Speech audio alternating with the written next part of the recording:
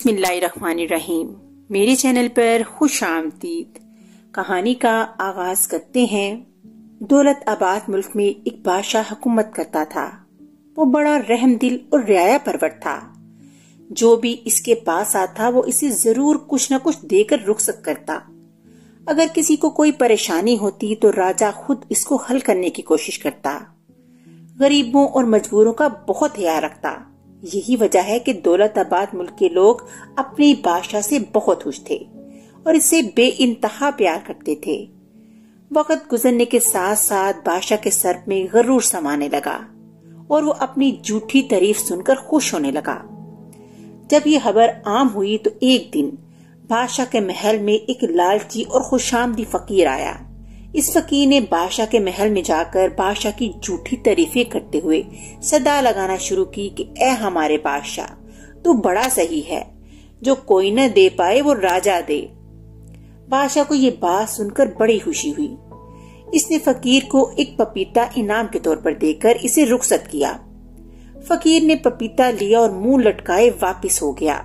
इसे इस इनाम से जरा भी खुशी नहीं हुई थी। पहले फकीर के जाते ही दूसरा फकीर महल में दाखिल हुआ और इसने हक बात की सदा लगाना शुरू की कि जो अल्लाह दे वो कोई भी न दे पाए, ना ही हमारा बादशाह।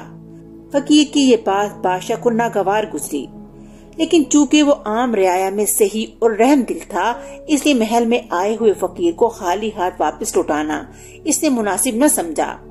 सो इसने इस फकीर को 2 सोने के सिक्के दिए और महल से रुखसत कर दिया। दूसरा फकीर 2 सोने के सिक्के पाकर बहुत खुश हुआ। इत्तेफाक से दोनों फकीरों की बाजार में मुलाकात हो गई। पहला फकीर बहुत ज्यादा दुखी नजर आ रहा था। दूसरे फकीर ने इससे पूछा, दोस्त, तुम इतने दुखी क्यों दिखाई दे रहे हो? पहले फकीर ने जवाब दिया, मैं बादशाह के महल में गया था और इसकी तारीफ भी की और इसने इनाम में मुझे सिर्फ एक पपीता दिया है जो मेरे किसी काम का नहीं। दूसरे फकीर ने कहा, मैं भी बादशाह के महल में गया और मैंने एक सही और सच्ची बात कही। वो सुनकर बादशाह ने मुझे 2 सोने के सिक्के इनाम के तौर पे दिए, जिन्हें पाकर मुझे बड़ी खुशी हुई। पहले फकीर ने दूसरे फकीर से कहा, क्या तुम्हें पपीता पसंद है? दूसरा फकीर, जिसे दौलत से मोहब्बत न थी और न ही वो लालची था, कहने लगा कि हाँ, मुझे पपीता बहुत पसंद है। पहला फकीर ये सुनकर कहता है, तो तुम ये पपीता खरीद लो। दूसरा फकीर दोनों सोने के सिक्कों के बदले वो पपीता खरीद लेता है। पहला फकीर सोने का सिक्का पाकर बहुत खुश हुआ और वहाँ से चला जाता है। फकीर जब अपने घर लौटा और पपीता काटा तो इसमें से हीरे जवाहरात निकले। वो समझ जाता है, मुझे बादशाह के सामने हक बात कहने का इनाम मिला है। जबकि दूसरा लालची और खुशामदी फकीर चंद ही दिन में पूरे पैसे उड़ाकर दोबारा बादशाह के महल में भीख मांगने जाता है। जैसे ही बादशाह इसको देखता है तो पूछता है, ए फकीर, मैंने तो तेरी बात सुनकर खुशी में तुझे हीरे जवाहरात से भरा हुआ पपीता इनाम में दिया था। क्या हुआ? क्या तू फिर से भीख मांगने लगा?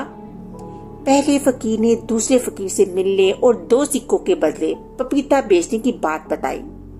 ये सुनकर बादशाह को बड़ा ताज्जुब हुआ। इसने दूसरे फकीर को महल में तलब किया और पूछा कि पपीता काटने पर इसमें से क्या निकला।